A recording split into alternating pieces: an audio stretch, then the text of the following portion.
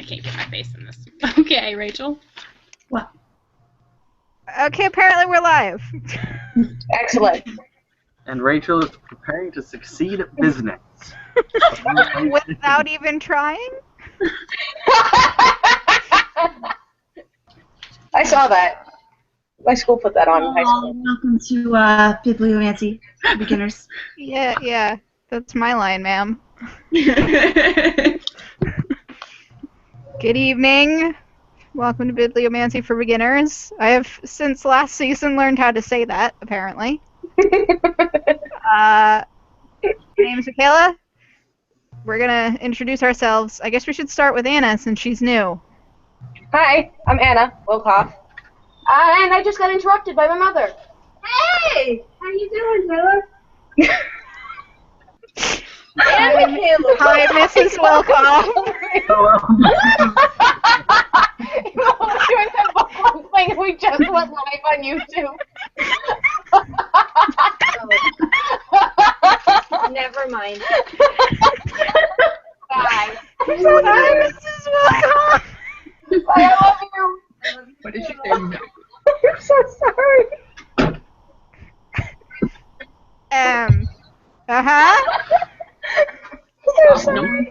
Do you have So any, now you've all met Anna. do you have anything else to say, Anna? Tell the audience who you are.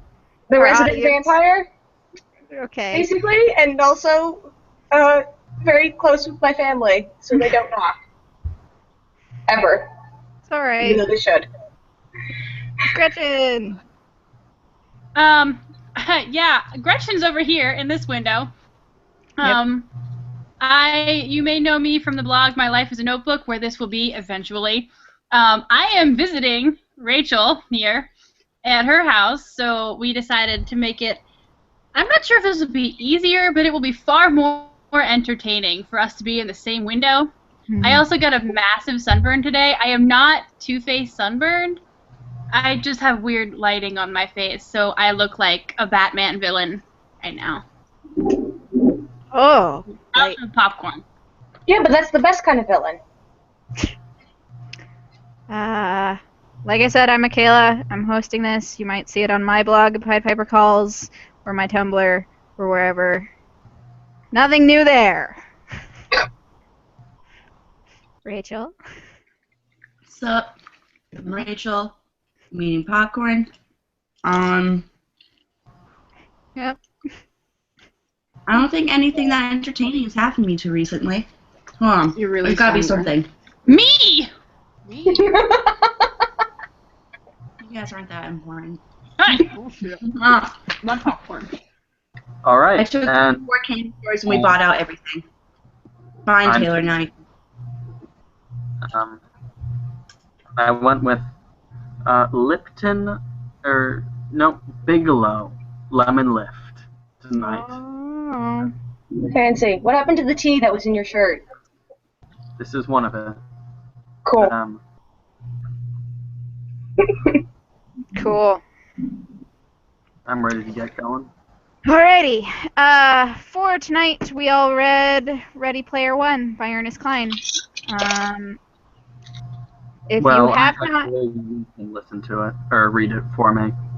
Yes, Taylor had the joy of Will Wheaton reading it to him. Excellent. Oh, man. Wesley. 16 hours of Will Wheaton. I really recommend it. Yeah. I might want to go back and listen to that.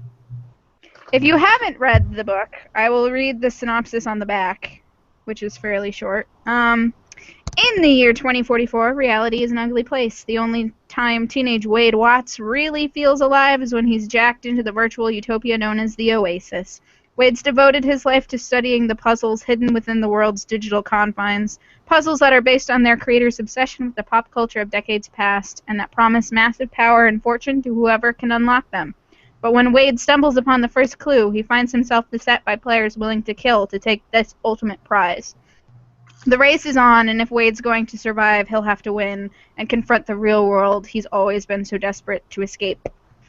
I can warn What? Nothing. Okay. Before we get into our discussion, we're each going to give a spoiler-free overall impression on whether or not you should go and read the book, whether it's worth your time. And then we'll go into a spoiler section where we'll be discussing the events of the novel. So stick around for a little while longer if you haven't read the book. Anna, what did you think about it? No spoils. It was excellent. I read the whole thing in one night. Stole it from my dad, actually. And wow. It totally deserves its reputation. Mm-hmm. Gretchen? I'm going to counter that with oish. This book took me forever to read. If you do not like video games or the 1980s, stay far, far away. Wait, but I don't like either. I like neither of these things, and I wanted to smack myself in the face, and did so several times. It's true. Yeah, what not so? Although it's, it's pretty self-explanatory that if you like neither of the things that this book makes clear it's about, it's pretty fair to expect you won't like it. Wait, but I don't like both of those things, and I love the book. I don't know anything about video games. You actually like those things, Anna. What? You like those You things, do you're just actually. not Yeah. super nerdy about it. This Yeah. might be true. I can't tell. Yes, you do enjoy those things. You definitely enjoy those things. I like watching other people do those things. I'm a little creepy that way. Anyway, for me, this was like my wet dream of a book. This was everything that I love and everything in a book, so it made me extremely happy. I would love for everybody to read and enjoy this. But yes, I will say that you need to have, I wouldn't say you need to have an extensive knowledge of 80s pop culture, but you need to at least be aware of it. Otherwise, you're going to miss so much. He doesn't even explain half of the jokes he makes. You just sit there like, oh my god, I get the reference. Oh my god, I get the reference. Ah. Yep. I So get it. The only references I got were the D&D ones. see, I got almost everything. Not everything because I'm not super versed in 80s cartoon shows or things like that. I got sitcoms, I got movies, I got music, I got video games, I got. I was pretty well versed in this. I was like, I got all these jokes, guys. There's jokes all around. Hooray! Taylor, did you enjoy it? I always go last. Okay, Rachel, did you enjoy it? I didn't get it. Didn't get it. I was lost. No. Okay. No, I was lost. Gone. Now, Taylor. Well, first I would like to say how happy I am that for once it wasn't my book selection that they hated. At least they read it. They did read it. That's a good point. Well, what do they say? We don't know if they finished. Hey, whoa, I bought that sucker. I was going to the end because I spent money on it. Wait, what book was the one? I'll buy your copy. Accident. It's on my Kindle. Oh, damn it. I can't take it then. Right then. So you paid like $1 for it. That's not much. Whoa! Okay. Don't die. Don't die. Taylor, you want to continue? Yeah. I really enjoyed it. There were a few points I was iffy on, but overall they were fairly minor, and they did not influence my, enjoyment of reading this. Like you, I got pretty much all of the references, although you are much better versed in the television aspects than I am. So a few of those kind of fell short. Oh yeah, definitely great though. And having Will Wheaton, who you could hear get really excited at times. Him Also- being like, I was there. Guys, I was there. he also gets to reference himself once by me. Oh yeah, he did, didn't he? So that was a pretty good experience for me. I should probably listen to the audio and then. Yeah. That sounds like fun. Also, his accent of Monty Python lines, superb. On the dot. I can see that, yeah. I should note that the reason that I'm so well versed in this is that my family has a tendency to pick a decade and then live like they never left that decade. For my father, it was the 80s, so I grew up being shown John Hughes movies and watching 80s sitcoms because that's what my dad did, and I was sitting there doing that, and it creates a love in you for these things. By necessity. Yeah. Alrighty. I'll give a disclaimer that now we are going to go into the portion where we're going to talk about the characters and events of the novel in detail. If you don't want to be spoiled, you should probably go away, read the book, and come back. You don't have to. You can continue and listen to what we thought about it, and that's fine too. Do whatever You're gonna be totally want. bored. Well, not necessarily. It might be entertaining to some people. People who like 80s jokes. You know what? Anyway. There also might be swearing. I'm not sure. There will be swearing on here. There will be swearing. Alright. We generally start with our favorite parts of the novel. Anna, do you want to keep going first, or do you want me to put you towards the end so you can listen to other people talk? It doesn't matter. I can't remember what my favorite part was. I read this over a month ago. Okay, I'll let Gretchen go first then so you can think about it. Okay. My favorite part. Probably at Ogden's birthday party when Wade is like, I love you, and Artemis is like, no, you don't. Sorry, bud. And then checks out. I was gonna say that. So, yeah. No, I was like, yep, at least somebody's got their head in the game here, because he doesn't. Oh, yeah. She's definitely his manic pixie dream girl. Yeah. Yeah, that kind of bothered me. I think I know what my favorite bit was. Can I go? Yep. Yeah. I really enjoyed, towards the beginning, when he's, discovering the skull thing and everything with the... God damn it. I can't... Words. How do I words? It's too late for this. What part was this? It's the first part just before he discovers the key, right? Yeah, I'm trying to find... Yeah, right before he... When he, that whole, the realization, when it occurs to him that, hang on, Ludus, place of learning. I mean, looking back on it, I went, when I was looking at it, initially I was like, maybe it's on the learning planet at one point, and then I was like, nah, and then he did it, and I was like, oh, I was right, whoops. Yeah. But it was just, he was so excited, and I loved that. And I also love the D&D references, because that was the most D&D heavy bit, and those were the only references I got. Yes, I can see that. For me, I think my favorite part was any time that he got into trivia battles / jokes with Artemis or H. Because I got all of the references and jokes they were making. So it was really hilarious for me when they were like, well, one-upping you with knowledge and facts and stuff. And I was like, oh gosh, guys. Oh gosh, throwing down. So I really enjoyed that. That was a part that really made me happy. All the jokes, I felt like part of the club. I was part of the club for once, guys. Good for you, Michaela. Rachel? My favorite part was Gretchen's favorite part. I really enjoyed that. She was like, no, peace.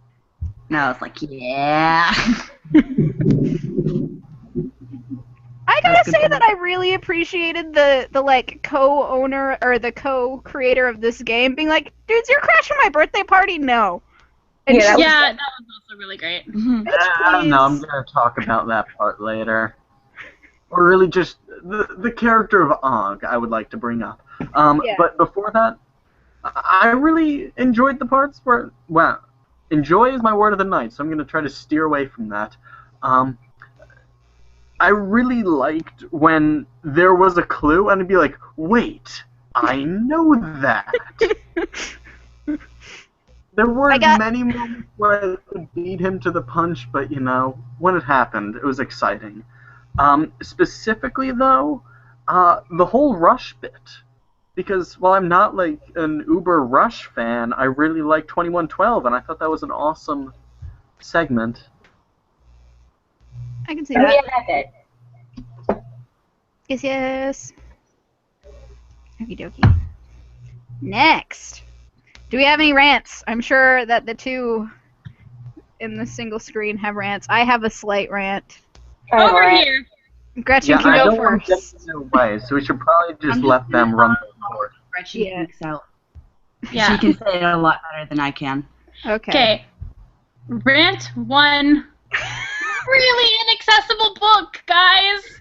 I'm literally sitting here and my mind is splitting open and I'm just like, you can't even explain because I knew at some point, I'm like, no, you have to be making even a comment that a casual video game player is gonna be freaking out at right now because they don't know what it is. Like, you could at least explain the context. You could at least give me something. And he was just, like, running through, like, the amount of italics of names on a page sometimes.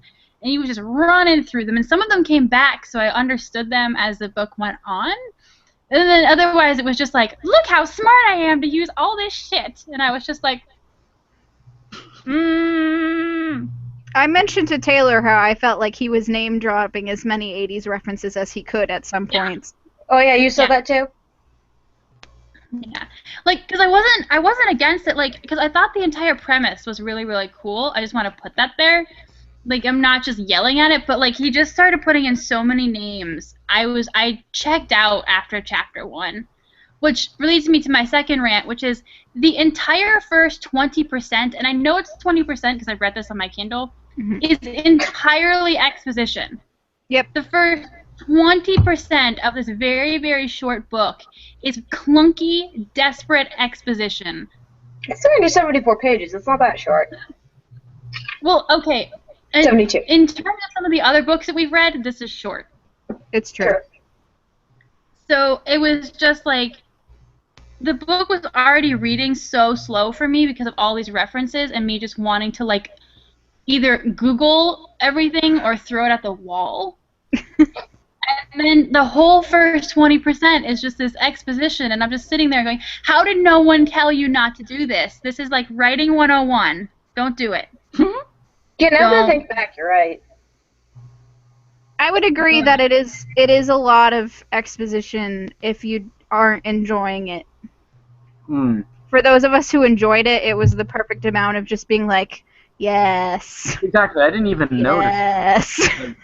Yeah. You know. I just found, and I mean, you can bring this up in the setting as well, but like the generic, like, we fucked up Earth, virtual reality. I was like, you don't need to set up so much of this outside stuff because I've seen this kind of future of Earth 75,000 times. When did this book come out, though? That's my question. 2 or 3 years ago. The book was 2012. 2012? Okay. That was right in the middle of the dystopian binge, wasn't it? Yeah. It was. So it was popular at the time. Yeah. I mean, like, I'm not, like I said, like, I did like the premise, and I liked what he was doing. He was obviously very, very smart about it, and he had done a lot of his research, and, you know, was obviously a really big fan himself, or else he wouldn't have been able to write this book. But it was just like, okay, I see how smart you are. Like, stop. Stop now. But, I mean, those are my two major ones. I'm going to stop there. Yeah. Just as a side thing, because while I would definitely agree, I've never played any of those old video games, which take up a lot of the, you know, just a large bulk of this kind of reference amalgamation. And I don't know, it didn't slow me down at all, but maybe because I know at least how the games are played. Like, I have a Yeah. familiarity with the genre at that time, and I know these names, if not, actually what they involved. Literally I don't- just last week, my little brother taught me the first time how to play Halo and Assassin's Creed. Like, that is my, small bit of video gaming.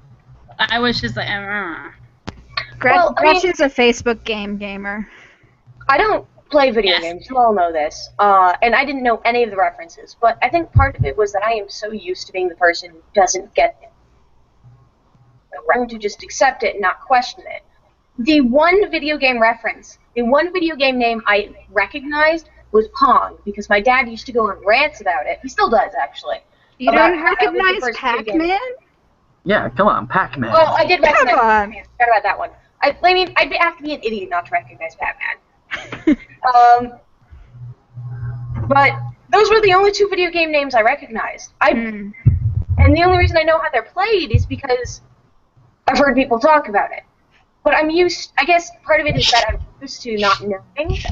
I don't know these references. I don't know any of these references. I didn't know any of the names. I didn't know any of the places. I didn't know any of the movies. The robots went completely over my head. I had no reference for that. But all of the obscure Japanese stuff I wasn't super in on. That stuff I was like, Godzilla. Oh yeah, I know that one. But I mean, I sort of sustained myself on D&D references and identification with the main character. I think is how I managed to get through that book in one night. I would also say that once you get past that first 20%, the action of the plot carries the book. Definitely. yes. You have to get, if you don't get the reference, you have to get through that first 20%. If you understand the references and are like me, just giggling up a storm, then it's perfectly fine the entire time. Well, except for that one little thing where he's like, and Artemis! And then there's that whole section on masturbation. That was a thing that happened, and I was just Yeah. I'm unpleasant. just ready to quit. Artemis, if I may interrupt with my own rant, I had an issue with. Yeah. I liked Artemis. I really wanted to like Artemis. And I loved all the other characters, but there was something about Artemis that really bothered me. And initially, I couldn't figure out what it was, until I realized, after the book, in discussion with my dad, she doesn't have a backstory. No. She doesn't have a backstory. She has no motivation for being there. She felt almost like she existed to be Wade's girlfriend, or his manic pixie dream girl, like Wolfboy said.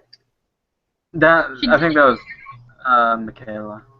It was. Or Michaela said. And that really bothered me, because I really wanted to like Artemis. She was really sassy, she was funny, she was cute. I wanted to like her. But honestly, if I had to pick a side character I liked, it would have been H. Yeah. I would have to agree. I honestly couldn't care less about Artemis. Yeah. She fulfilled at the beginning my, she appealed to my sensibilities of hardcore lady type, and then her character didn't go anywhere. Yeah. Yeah, which really bothered me. Because she had this setup where she was, really cool, and I wanted to like her, and then she wasn't. She just sort of stayed there. And that ties into my issue with Og, who I wanted to like, because, he's like the flamboyant Santa Claus character, but he was so transparently a plot device to me. Yep. Yeah, that's true. I guess I paid less attention to Og because I didn't want to care about as much about him, and he wasn't as important to me.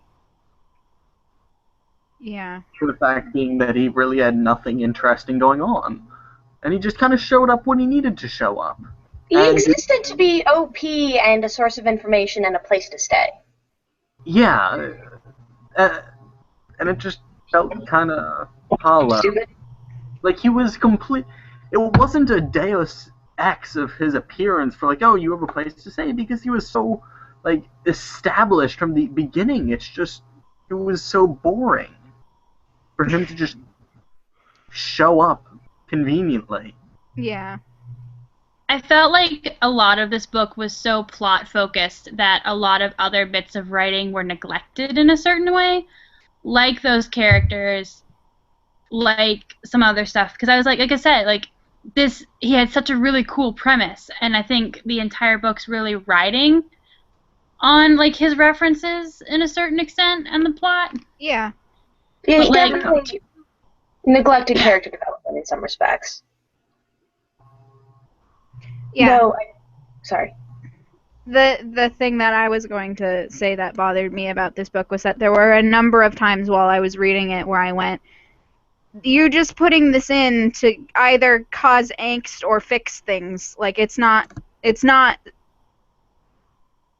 forwarding the plot at all. You just want to make our main character think about something. So you have this random generic thing happen, and it doesn't really do anything other than make him kind of upset or save him in that moment.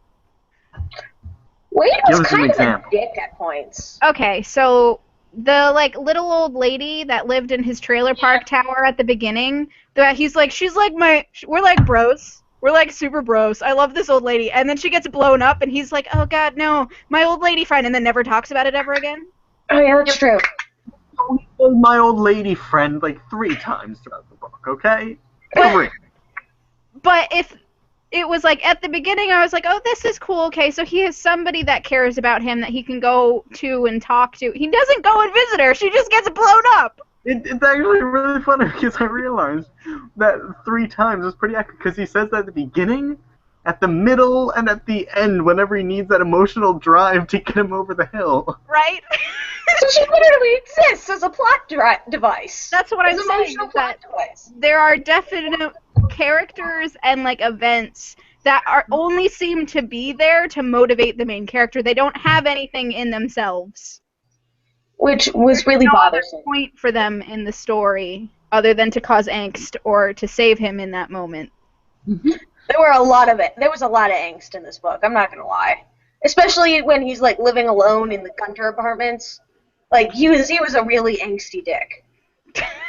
And that's Yeah, fine. I didn't like him. No, I had a hard time liking him too when he was being an angsty Gunter dick. Oh, Wade. With You these short angsty Gunter dick. I would still like to give it credit for one, accomplishing dystopian in a way that I didn't hate it. That's true. Because I am so fed up with dystopian. I don't think I ever liked it. No. I was never a fan of it either. Like No, George I always Orwell. felt that it was pointless.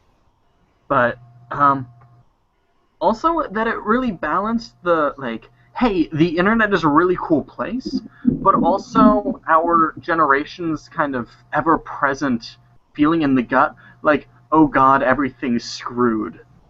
Yeah. Yeah, I like Our that. world and our futures is all gonna just be awful. But hey, the internet's cool. I think that has to do with the fact that everything in this book is now. It's we have Oculus Rift being created right now. People are working on VR headsets and like things to walk around in to put you literally into the game. We are at this technology right now. We are at the point where our generation is saying, gosh, we're really screwing up the earth. We should probably do something. Gosh, lots of people are getting like poisoned by pollution and stuff. We should really do something, but we spend all of our time online playing video games, playing escapist type stuff, and the point of this book was a look at our culture now, and it very much fits now. So yes, it drops a lot of character development. Hmm. It does other things pretty damn well. Yeah. I can argue with that. The plot of this book was flawless. The character development was very flawed. Plot was pretty standard, actually. Yeah, I was gonna it say. worked Compared it with well. the perfection of other bits, the flaws stood out even more, and that was very disappointing. Hmm. The unevenness of the bits, I guess. Because while the plot was fairly, the plot, like Taylor said, was fairly standard, I was mostly taking annoyance to the pacing. because you get the first 20% of exposition. He finds and gets the first two, or like the copper key and the first gate, like within 2 chapters, and then he gets sidetracked, and I was just like, Yes. Yeah, I can. It definitely had some weird stuff where it was like stuttering, but I think that was to. He couldn't have them find the first 2 key, or the key in the gate, and then find the next one immediately, because it took them 5 years to figure out the first one. Yeah. Realistically, we wouldn't have been able to trust that he was just like, oh, I know what this means exactly, and just goes and does it for the rest of the thing. And that's also I guess that's what I felt like. Ludus and then the movie thing. That's what it felt like to me, which is like kaboom bang, and I was like, oh. And then suddenly, after so long of exposition, I'm just like, joust, key, movie, done. Here's a girlfriend. And I was like, yeah, a lot got done at once, and then suddenly there's this slacking, and I actually liked that because it was very real to actually, going on hunts for things, making it your goal to find something is, you make your first breakthrough, and it seems like everything is going perfectly, like everything is going to go at, like, the perfect pacing, and then it's not, and then you hit a roadblock, and you're like, fuck, now what? And you spend the next several months to a year trying to figure out what your next move is, because you cannot, for the life of you, figure out what the fuck that is, or where the fuck you're supposed to be going now. Because suddenly you've made that first hurdle after all this time, and now you don't know. Or if you've ever played in a long D&D campaign, and you realize how long it takes people to get things done. Yes. When you're the dungeon master to a long D&D campaign, you're just like, oh my god, just do the thing. Just do the thing. Because players get distracted by shiny things and go think, oh, a girlfriend, oh, this thing, I'm just going to forget everything because this is immediate. Yeah. Side quest. Give me a side quest so I can go side quest. And what was our main quest again? Did we even have one of those? Yeah, because I was talking about it, like, suddenly he power leveled to 100 in, like, a page. Right? I'm like, okay. I can understand going from 3 to 20 because you did something that got you, like, mega experience points. But how did you suddenly get to 99? Because fuck you, that's why. Especially when apparently people had like 5 years and they were only at like level 30. Yeah. Well, that's what happens when you spend all that time fighting kobolds. Well, he was only at level 3, but Artemis said that she was only at level 30, and she seemed to be perfectly fine in the funds department. She was 52 when they met up. Okay. Mm-hmm. And that was, like, many years. So. And there's also the fact that a lot of those people were pacing themselves. Not trying to go all at once. Oh, hey, mega experience, blah blah blah. Hey, I've got all this money and experience points. Let's go do something more than killing kobolds or whatever. And also, Gretchen, are you making the same noise I was making? And I don't quite believe you. Yes. No, I think that knowing how people play video games like WoW, you power level. That's the first thing you do. You can go exploring afterwards. First thing you do is you power level so that you don't die all the time. Yeah, but he didn't have a chance to go exploring beforehand, so he spends... He didn't, but our other characters weren't at level 99 after 5 years, and then in less than 6 months, he was able to get to level 99. Doing apparently all of the quests. All of the quests. Because he never had a chance to power level. He never had a chance to get off Ludus. Yeah, no, but that's not the point. Yeah. No. So we've already acknowledged that character development was a bit shoddy, but does anyone actually have a character that we're like, yes, this person's cool? H was my favorite. H all over. Yeah, no, H is like, at the end, H is like, oh, so I'm not exactly what you think I am, and I'm like, H is totally a woman. And then I was like, wait, H stands for it's Helen. It's totally Helen. I was just throwing a guess out there, and then there's the big reveal. And I didn't expect the black lesbian bit, but yeah. I totally expected the woman named Helen bit. No, good If I thought about it, I would have seen black. line for actually having someone not, or rather, that he didn't have a guy pretending to be a girl on the internet, but showed that some people might do it for reasons other than titillation. Yeah. I love that, yeah. And if I had thought about it, I totally would have seen the black thing coming. Because, I mean, why else pose as a white male? Well, I mean, when I play as a dude, I play as a white dude, and I'm not a black lesbian. Yeah, but So, that's true. You know what? Leave me alone. Well, we're still trying to figure out your motivations. I think she's just experimenting at this point. No. No. Because Sometimes- your choices are generally- white female and white male.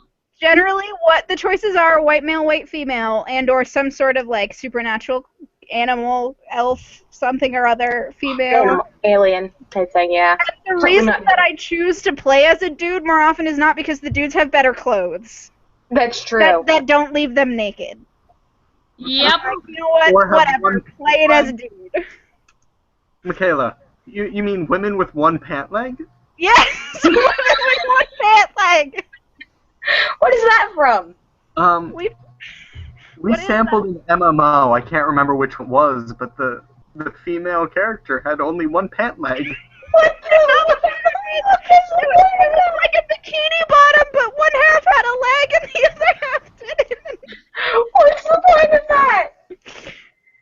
I don't know. Yeah. So that was a thing. Yeah. That's stupid. That is stupid as fuck. One pant leg? Can I also say that I don't know why, but my brain had the hardest time making the avatars that they walked around as not Minecraft characters, and then anytime they would discuss them as looking like people, I was like, wait, what? Because my brain honestly just thought of them as Minecraft characters. My brain just immediately Super was flashy. imagining, like, sort of IMVU type things. It's something with graphics, yes, as opposed to Minecraft. I don't know why. I don't know reality, why. but everyone's square. That's what I'm saying. I don't know why, and it like kept pulling me out of the story, and I was like, they never said it looks like Minecraft brain. What are you doing? That's great. Reference Minecraft. It never. I don't think Minecraft was super popular at the time, and it definitely wasn't popular in the 80s, so there's no reason to think about this, but it was just like, brain, why? Bad, stop. It was really hard for me. Just riding the struggle bus. Is there any other characters that people liked? No. No. No. Uh, How I thought about... Oh, go on. You can go, Taylor. No, you can Oh, go. I was going to say, I thought the conversation with the game designer at the end, actually just the game designer himself, I can't remember his name, the dead one. Halliday. Not Halliday. Yeah. I like Halliday. Halliday had a lot of cool stuff, and he was interesting, and I always imagined him as Professor Faulkner from War Games. Yeah. Oh. Yeah. I don't know that reference. Come on, they talk about him a lot in the book. War Games is great. You guys should go watch War Games. Mm-hmm. I'm also going to go watch Lady Hawk, because I hadn't heard of that before, but I'm I totally have. watching. There's a fan fiction based off of that that's really popular in my fandom. And I keep meaning to watch it so I can get the references. Mm. Don't judge me. Mm-hmm. All I I do see. is judge you. Yeah, like you, Gretchen. The thing that I was going to mention was that I really enjoyed his like AI, his like Jeeves, but it was like Yeah. like that I really appreciated that he stuttered a little bit and was just like super sassy at him, and I was like, you're an AI, what are you doing? I didn't pick up the reference, but I was totally in favor of it. It was just a good AI, like better than a like just snooty butler AI. If you're gonna make an AI, like a quirky, sassy, stutters a little bit AI is a really great AI. And as we all know, I have a weakness for sassy companion creatures, preferably animal companions. So I love the AI as well. That's basically how I recommend books to Anna. I say there's a sassy animal in it. I have a weakness for sassy animal companions. Silly. Sassiness is some of the factors that have saved some of your books for me. That's Like, very the only reason. Gosh. Do we have anything more to say about Wade? Because, I mean, we talked about how he was kind of annoying. But I kind of identified with Wade at the beginning because I am an escapist myself, and I got that. Though I don't escape into video games, I escape into books. And I got him at the beginning, but as time went on, he became less and less self-aware and more of an angsty dick, and I identified with him less and less. And he was just sort of kind of an angsty dick. And the whole involvement of Artemis really did not help him at all. Because he just spent all his time angsting over her. And I'm using the word angsting a lot, but it's the only word that describes what he was doing, especially in relation to Artemis. I kind of lost interest in him. I never went so far as to, like, dislike him, but he quickly fell into, like, the trope of the uber powerful player who is just inexplicably amazing. And that was one of my many, many issues with Sword Art Online, which is an anime, and it is terrible. And my recommendation about this book is that it's better than Sword Art Online because they share a very similar plot. A lot of animes do. The protagonist of Sword Art Online is even more of an uber-powered hero and is the most infuriating thing, and I can't express my true hatred of it. Luckily, this book... Sword Art Online is one of my brother's favorite shows. It's terrible. You either love it or hate it, is how that anime works. It's bad. It's one of those? Bad. It's bad and he should feel bad? Is that what you just said? You're so judgy sometimes. It's a very sloppily made anime. It has terrible pacing. Really, really terrible attempt at character development. This book did a much better job of actually keeping characters in check so that there was actually a challenge and an interesting, obstacle for them to overcome. So. I think because... My one thought... Oh, go ahead. Sorry. I was just saying, I think it's because the conflict in this is not... You can't power level and, like, fight your way through it. It's all logic puzzles and reference jokes. And that's what makes it more convincing as a overpowered person. Isn't overpowered in fighting, he's overpowered in knowledge about 80s stuff. He can quote the entirety of War Games. Exactly. And that's a trait I can admire, so I'm willing to overlook it. Yeah. I mean, at one point I could quote the entirety of Princess Bride, so I could hardly judge him. I think that just even people who haven't seen The Princess Bride can quote a lot of The Princess Bride because half of The Princess Bride is quotable in society. The entirety of The Princess Bride is quotable. It's the most quotable movie. It's brilliant. Gretchen, what were you going to say? Do you want a peanut? No. Rachel's not quoting Princess Bride. I know. I was just going to say... I get Princess Bride. I love The Princess Bride. It's my favorite movie. I was raised on it. There was some John Hughes references, Rachel. Come on. And Monty Python. And Monty Python. My one thought about Wade was that he started in a trope and he ended in a trope as a character. And I was like, your character progress was to move tropes. Wait, what do you mean?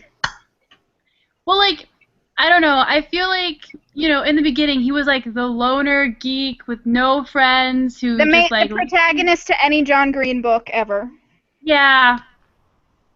And then by the end, he was like the loner who once didn't have friends, who now had friends. And has power super and popular. money. He, like, found reality was great after all, and I'm just like, oh. At He least he was had a a big trope personality. if you go with that. Yeah. But his personality was angsty dick. Not gonna argue with that. But he actually had, like, opinions and thoughts and feelings, and that's more than a lot of protagonists in YA fiction that I've encountered, where they're basically soulless husks of a trope. What YA fiction have you been reading? Thank you, Anna. I was also going to say, not all YA fiction. A very specific part of YA fiction is meant to be the protagonist is purposely made blank so that you can project yourself, and it's usually for younger, like 13, 14-year-olds, not 18, 17, 16-year-olds. I have an example right here. My sister and my brother really, really liked this series, Tiger's Curse. My sister specifically got it out of the library again so I could read it. And I started it, and I went, this is just like Twilight. The main character has no personality whatsoever. Mm-hmm. She's literally just there for you to be her. For you to fall in love with a cursed tiger prince, whatever thing. I don't fucking know. I got 10 pages in, and I was like, I'm done. So my sister Taylor's raising his eyebrow like, where can I get this book so that I can fall in love with a cursed tiger prince? I mean, to be fair, No, and I don't know how to tell her without insulting her taste in books, but it's just like Twilight, and it makes me insane. no, I just say that I've got nothing against the concept of a cursed tiger prince to fall in love with. I just, perhaps the execution I would be more picky about. And I would say that I think that style of book is perfect for somebody who's 13 or 14. Or 17, like my brother. Well, my brother has terrible taste in books. I wouldn't say a 17-year-old. My brother has terrible taste in books. I mean, I think, just like with anything, it depends on what you're looking for in the book. Well, that's what I'm saying, is that somebody younger isn't looking to follow somebody else on an adventure. They're looking to go on their own adventure because they're becoming a teenager and they're finding out what it's like starting to become an adult, and they wanna experience things. And one way to do that is through literature, which is why the books written for that age group are written so that they can experience the story, not to travel alongside with other people as they experience their own story. Oh, Whereas shit. we are looking, as older and more mature readers are looking for stories where we can be like intrigued and confused and ooh, what's going on, and like I don't really care about the like falling in love with the characters or experiencing this for myself. I want to figure out what's going on in this story. Yeah, I just realized something. My first NaNoWriMo novel, I did that. I did the projectable character. Hopefully you read it. Shit. I did that. I totally did that. That I'm never touching that novel again. It's it. I'm done. Yeah, fuck that thing. There's nothing wrong with that. It's just not. It was written for older teens. It's not a YA novel. I fucked it up so badly. Oh. I would still say there's nothing wrong with that because there's a number of 30-year-old women who really enjoyed Twilight. So. Well, there's also my father, who's going to be 50 this year, who really enjoyed Twilight. My mother couldn't stand it, but my dad loved it. Well, sometimes you just want something that's really brainless and simple. Yeah. Yeah. I'm not gonna lie, I loved Twilight when Yeah, I I loved read Twilight it. When I read it at 13. Yeah. But but sometimes it's just nice to relax and read something that's meaningless. Yeah. I have a whole, I have a whole section of books on my bookshelf that I call my mind candy. Yeah. That I just read when I'm just totally tapped out on anything else, and I'm just like, just make me laugh, dance for me. Just dance. Yeah, I guess so. The problem with I mentioned to my dad also that Edward and Bella's relationship hits all of the qualifiers for an abusive relationship. Yeah. That's And a my friend different was like, I'm not argument. surprised, and I'm like, We cannot get into this right now. We cannot get into That's not. All right. That's a different thing. I'll stop. I'll stop. Well, because Yeah. I'll get into it too, and we'll be here for another 2 hours. That's okay. I have nothing better. Literally, I have no life. My entire life was last night playing D&D.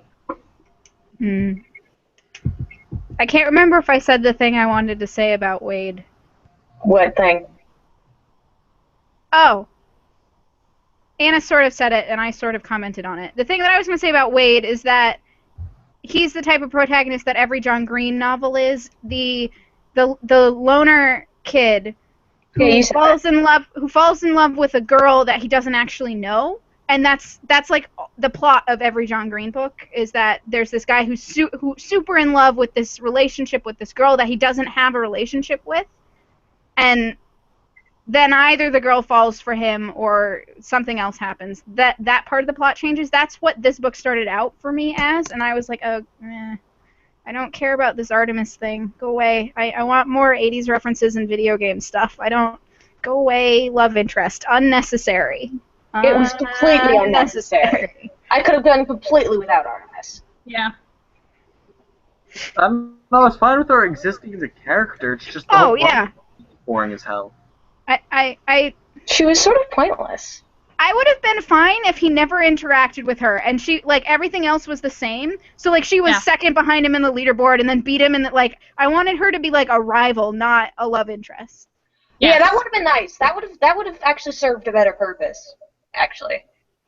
Especially when ideologically they differed so much. Yes. Yeah, that's true. She's like, I'm gonna save the world, and he's like, I want pizzas in space. I'm on Wade with that one. Get the hell out of Dodge. I can't blame you. But I'm gonna have to go with Artemis. I'd rather save the world. I can't do without people. I'm allergic to too much of the world to want to be here anymore. I'm not going to argue with that. I lived with you for 8 months. We never opened our windows for a reason. Can't breathe. Oh god, it was terrible. Okay, do we want to talk about the setting? What was interesting or different about it as opposed to...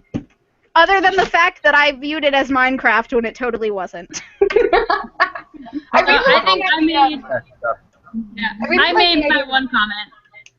Oh, yeah. It was dystopian. It was a very generic sort of dystopian world. The outside world was very... Yeah. It was cookie cutter. The inside world was super intricate, and I enjoyed that and the amount of worlds and possibilities.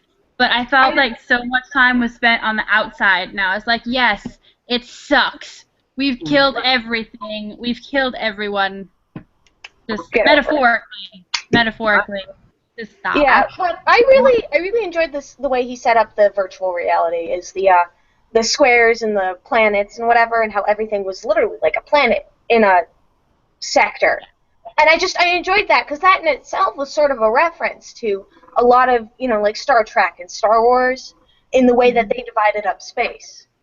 And I really enjoyed that. And I also really enjoyed that anti-gravity club.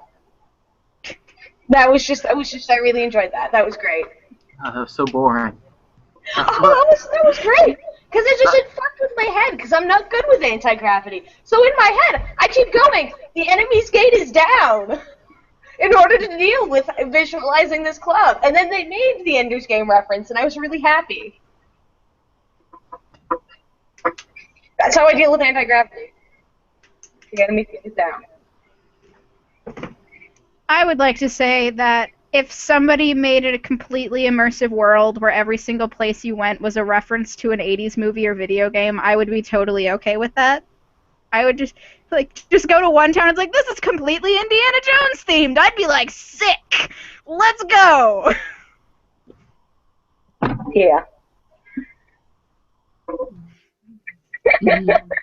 I would also like to say that I appreciate the illustration for the paperback is the, like, towers of RVs.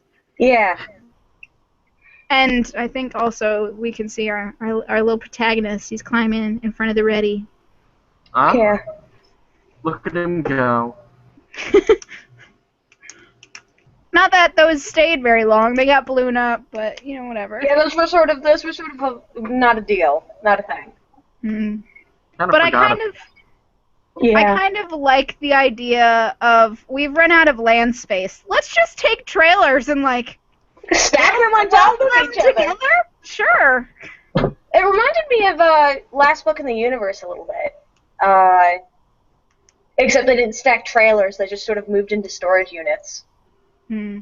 And I mean, the dystopia there was very different because it was literally like one of those big events that wipes out life as we know it, sort of thing. Hmm. Instead of a slow decline. Hmm. What I really hate about a lot of dystopia is the Big Bang kind of like end of life as we know it deal, because that's basically turning what am I looking for? High fantasy. It's sort of like high fantasy / sci-fi / I still want Earth and like no aliens, but I want to completely forget about society as we know it. I want to forget about that and just turn society into like a historical curiosity that nobody really knows anything about. And that's always kind of bothered me, which is why I kind of liked the whole slow decline thing, because you don't see that as much. And it's a lot, more identifiable, I guess. I can sort of see that, yeah. Anything else anybody wants to talk about? Writing style? Training style was good. No, I think we're set. Okie dokie. Yeah. Okie dokie. I don't remember what book I was supposed to be reading, and I'm not at home, so I can't look it up. I think I was going to read Battle Royale, because that was a dystopian book. But I'm not I sure. have a lot of books I'm supposed to be reading. I have like a wall of books right next to me right now. Oh, that I'm supposed to be reading. Do you want to see this? Want to see this? Anna, that was for a companion read. Mm-hmm. I know. But these are all books that people have given to me. And they're like, Anna, you should read this. And I'm like, but I have other books I want to read. And then they're like, no, read this. Wow. Yeah, wall of books. They're all library. Anyway, now that I've said it, I'm probably going to read Battle Royale, and I'll review that for Friday. Do we know what we're reading for Tuesday? Taylor and I had said, Taylor and I had said that we would like to read S. So, If Okay. nothing. yeah. Wait, what? Remember the book that I held up a couple weeks ago that had all of the writing in the margins? With, it had, annotations? Okay. That's S. The name of the book is S. The letter S. Okay. If we just find another. Yeah, or we could find something else. But we would have to do it soonish. But going up about that Mm-hmm. whenever we figure it out, so we can just wrap up. Yes. If people want to shout out their social media in case somebody wants to find them and talk to them some more, they can do that. Your crush on Esmeralda on Tumblr. Yep. That's it. That's all I have. Gretchen? I'm Gretchen. I'm from the blog My Life is a Notebook, which is adkwriter15.wordpress.com. Basically, the key to finding me is adkwriter15. It's my Twitter. It's my Tumblr. It's my blog. My Facebook page is My Life is a Notebook, strangely enough, and my Goodreads is actually my name, which is Gretchen Holmeyer. So, yeah. Oh. I also have a D&D blog, The Dungeon of Bad Decisions, on Tumblr. That's the URL. So, if anybody wants to check that out. Quotes and recordings and more. It's fun. I am at the blog thepiedpipercalls.wordpress.com if you want to see my book reviews, including the one that I'm going to be putting on Friday for my co-read with this book. If you want to see cute K-pop boys, you should follow my Tumblr, ravensinthenight.tumblr.com. Tweet at me at piedpipercalls. And that's about it. That's all I got for you for social media stuff. Well, I got. Rachel. Tigers-brokefree.tumblr.com.